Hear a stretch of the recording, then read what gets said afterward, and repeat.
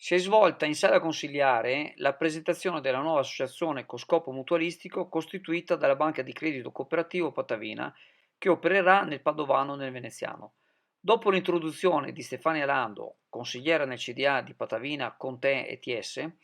che ha fatto una sorta di onore di casa essendo l'unica chioggiota nel consiglio di amministrazione, si sono susseguiti gli interventi di Mirko Trovato, vicepresidente di Banca Patavina, e di Daniela Galante, presidente della neonata Mutua, i quali hanno spiegato le motivazioni di questa iniziativa voluta per aiutare la comunità e in particolare i giovani, le famiglie e le persone fragili.